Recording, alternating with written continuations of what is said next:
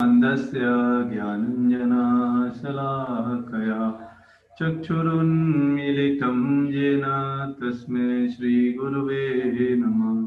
श्रीचैतन्यमनोभीष्टं स्थापितं येन भूतले स्वयं रूपः कदा मह्यं ददाति स्वयं पदान्तिकम्।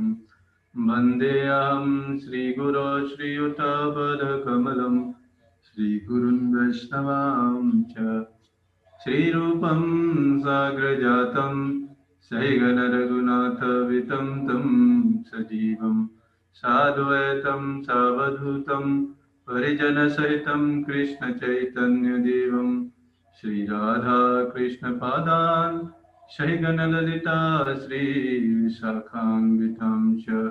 हे कृष्ण करुणा सिन्धु दीनबन्धो जगत्पते गोपीश गोपिका कान्त राधाकान्त नमोऽस्तुते।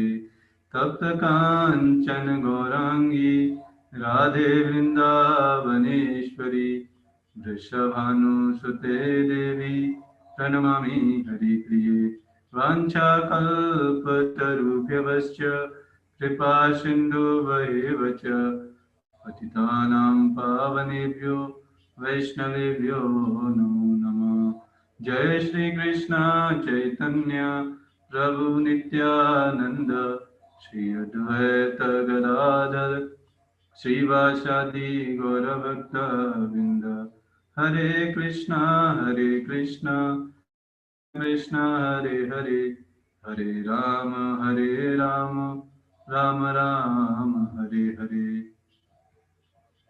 हरे कृष्णा। तो आपका हार्दिक स्वागत। आज हम भगवद गीता के 3rd चैप्टर का 9वां वर्स डिस्कस करेंगे और समझेंगे कि इस मैटेरियल बॉन्डेज से कैसे निकल सकते हैं। और जनरली तो देखा गया लोगों को लगता ही नहीं कि हम मैटेरियल बॉन्डेज में हैं। जैसे मान लो कोई कैदी जेल में है, लेकिन फिर भी वो उसे ये नहीं लग रहा कि मैं जेल में हूँ, और वहां पर भी लोगों को परेशान करने में लगा। तो वो स्थिति को कैसे रियलाइज करें, क्योंकि ये रियलाइज इतनी आसानी से होता नहीं। तो आइए श्लोक पर चर्चा करते हैं।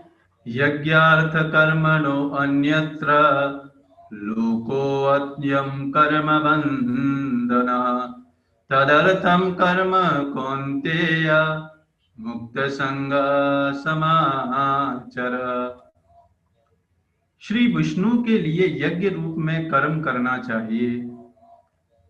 देखो भगवान खुद बोल रहे हैं कि श्री विष्णु मतलब मेरे लिए, भगवान बोल रहे हैं मेरे लिए ही यज्ञ रूप में कर्म करना चाहिए, अन्यथा कर्म के द्वारा इस भौतिक जगत में बंधन उत्पन्न होता है।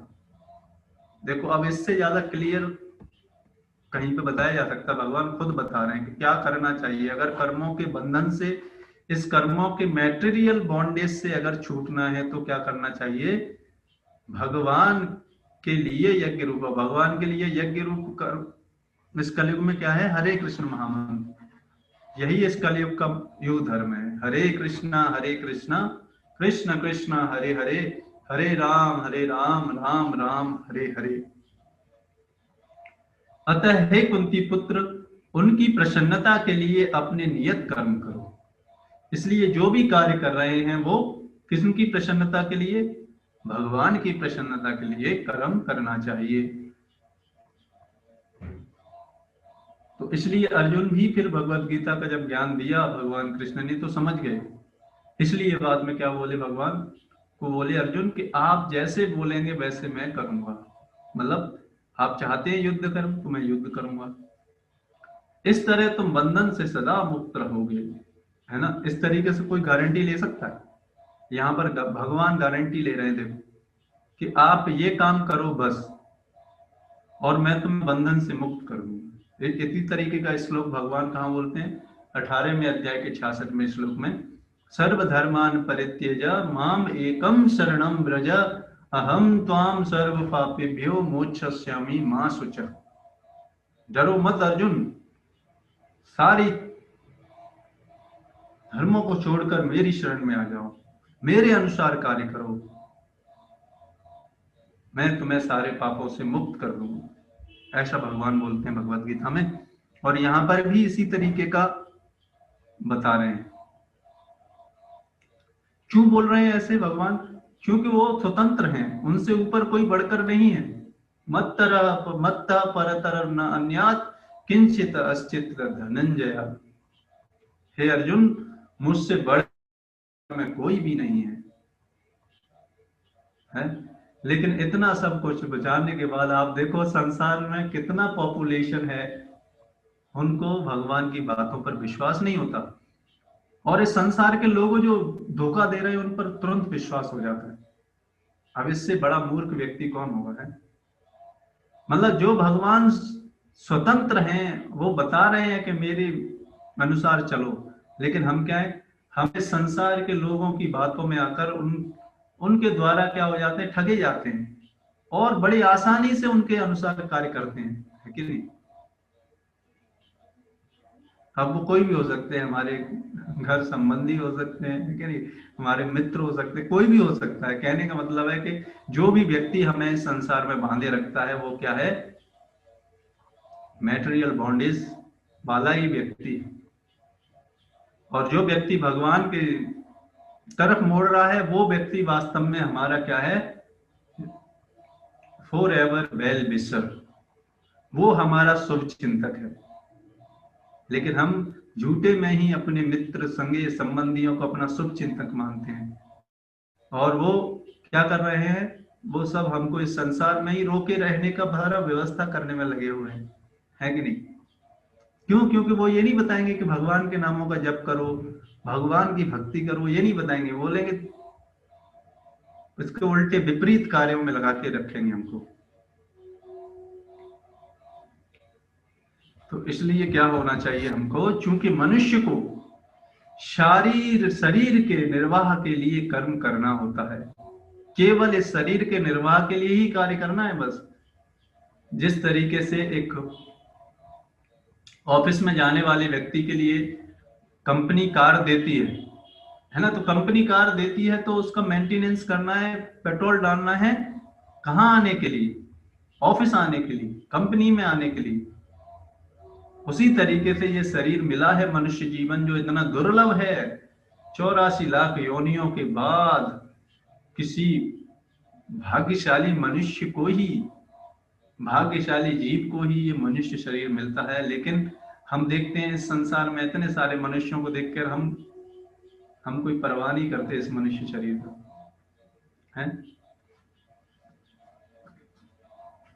तो केवल इस शरीर को निर्वाह करने के लिए, आप देखो, सिंपल लिविंग हाई थिंकिंग, लेकिन आजकल उल्टा हो गया,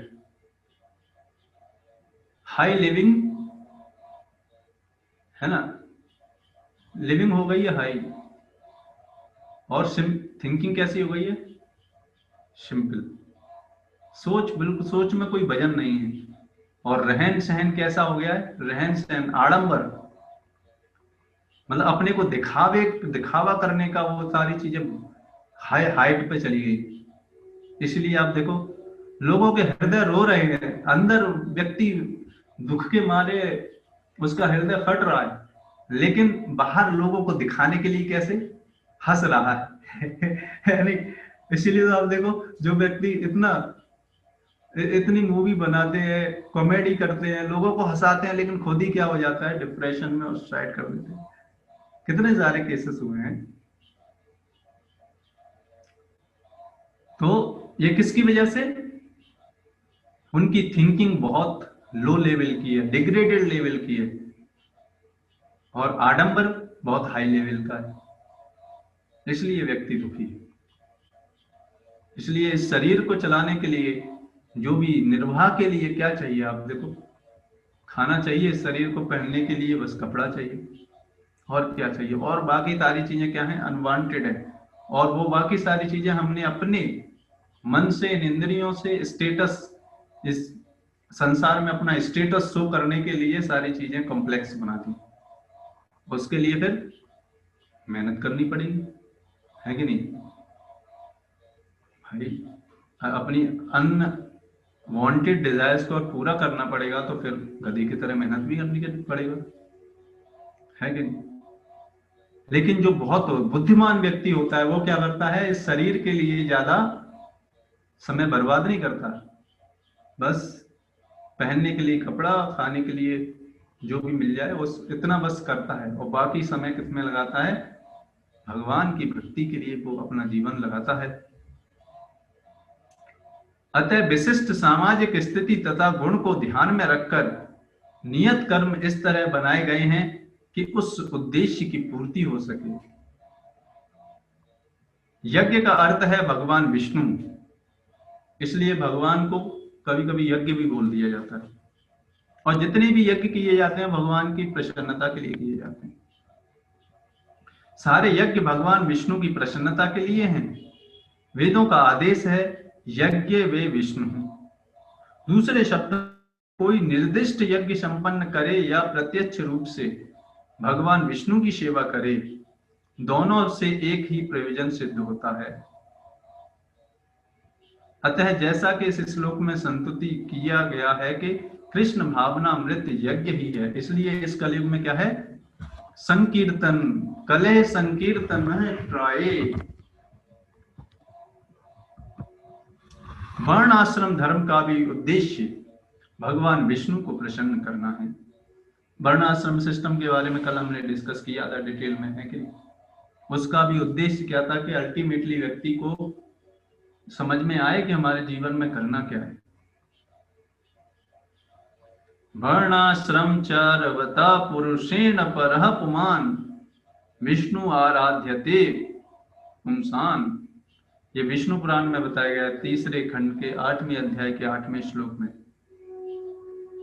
अतः भगवान विष्णु की प्रसन्नता के लिए कर्म करना चाहिए। इस जगत में किए जाने वाला अन्य कोई कर्म बंधन का कारण होगा, और कोई कार्य अगर हम करते हैं भगवान की जिसमें प्रसन्नता नहीं होगी तो वो क्या होगा, बंधन का कारण होगा। इसे समझना कठिन नहीं है लोग, बट जहां भगवान की बात आ जाती है लोग उसको क्या सहज ले लेते हैं, या एम ही करके निकल जाते हैं। है भी करके निकल जाने से क्या हुआ, आपकी लाइफ है भी हो रही है कि नहीं। किन को धोखा दे रहे हैं, खुद को ही धोखा दे रहे हैं। किन का समय बर्बाद हो रहा है, खुद का समय बर्बाद हो रहा है कि नहीं। मान लो कि आप इंडिया में रह रहे हैं और इंडिया की जो गवर्नमेंट के लॉज हैं उनको ब्रेक कर रहे हैं, तो क्या होगा, सजा मिलेगी, है कि नहीं। मान लो यहाँ पर तो चलो इतने लोग देख नहीं पा रहे ढंग से, आप पकड़ नहीं पाओगे, लेकिन भगवान की नजर में नहीं आप रुक पाओगे, है कि नहीं। इस जगत में किए जाने वाला अन्य कोई कर्म बंधन का कारण होगा, इसलिए कोई भी अगर कार्य भगवान की प्रसन्नता के निमित्त नहीं है तो वो किसका, बंधन का कारण था। इसलिए भगवान अर्जुन को बोल रहे थे, अगर अर्जुन युद्ध नहीं लड़ते तो वही अर्जुन क्या बंधन के वो अगर युद्ध नहीं लड़ते और वो घर चले जाते या वन को चले जाते, आराम से बैठते, तो वो कार्य क्या था, बंधन का कारण बनता। लेकिन वही अगर युद्ध किए भगवान की प्रसन्नता के लिए तो वो वही कार्य क्या बन गया, भक्ति बन गया। भगवान को प्रसन्न कर लिया उन्होंने, और उसका कोई पाप नहीं लगा, और कितने लोगों को मारा नहीं उन्होंने, देखो। तो बात ये नहीं है कि हिंसा अहिंसा क्या है कि नहीं। लोग ये बहुत छोटे छोटे स्टेटस के लॉस के पीछे पागल हो जाते हैं। हायर स्टैंडर्ड, हाई लेवल के रूल्स के अकॉर्डिंग चलना चाहिए, और छोटे उद्देश्य बड़े उद्देश्य की पूर्ति करने के लिए कभी कभी छोटे उद्देश्यों को क्या करना पड़ता है कि परवाह करनी पड़ती है। इसलिए यहाँ पर अर्जुन को समझ में आ गया था, इसलिए हमको भी अर्जुन से सीख लेनी चाहिए है।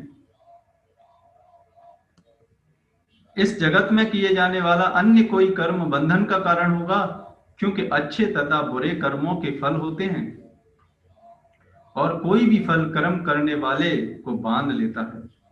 कोई भी कार्य संसार में करेंगे, every action have a equal and opposite reaction, है कि नहीं।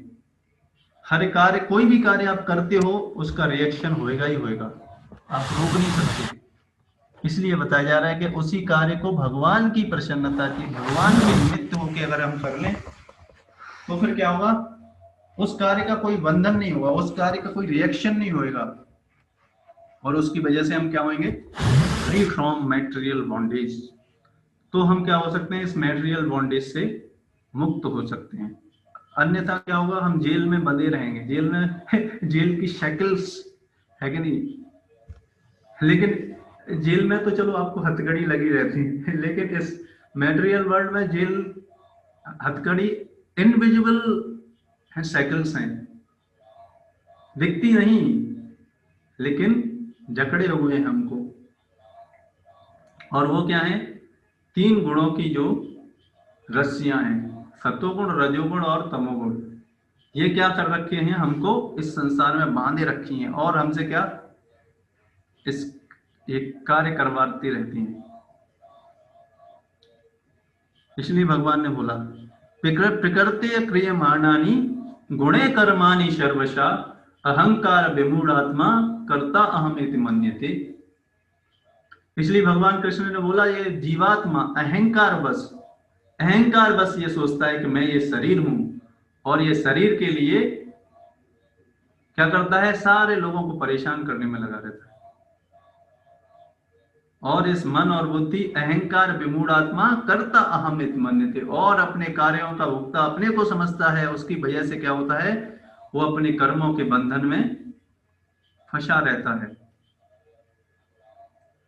अतः कृष्ण या विष्णु को प्रसन्न करने के लिए कृष्ण भावना भावित होना होगा, और जब कोई ऐसा कर्म करता है तो वह मुक्त दशा को प्राप्त करता है। ऐसी स्थिति में अगर ये कार्य करते रहेंगे तो चाहे हम कुछ भी कार्य करें, हमारा इंटेंशन अगर भगवान को प्रसन्न करना है, उस कार्य को करने से भगवान को प्रसन्न करने का इंटेंशन है, उद्देश्य हमारा, तो वही कार्य हमको मुक्त बना देगा, वही कार्य हमको फ्री फ्रॉम मेटेरियल बॉन्डेज, उस कार्य का कोई भी बंधन नहीं होगा, कोई भी रिएक्शन नहीं होगा उस कर्म का।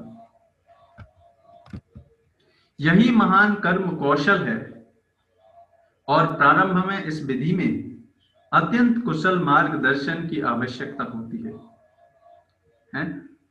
लेकिन ये समझने में, इसको प्रैक्टिस करने में बहुत मार्गदर्शन की जरूरत पड़ती है। ऐसे नहीं कि हम ऐसे ही बस भगवत गीता पढ़ ली और कर लेंगे, नहीं, ऐसा नहीं हो।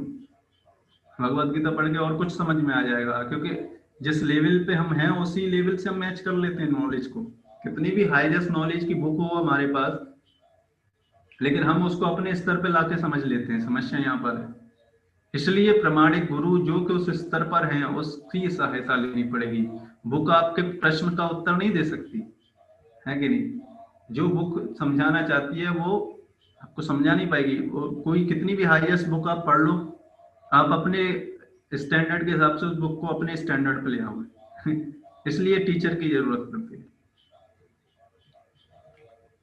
अतः भगवत भक्त के निर्देशन में या साक्षात भगवान कृष्ण के प्रत्यक्ष आदेश के अंतर्गत जिनके अधीन अर्जुन को कर्म करने का अवसर मिला था, मनुष्य को परिश्रम पूर्वक कर्म करना चाहिए।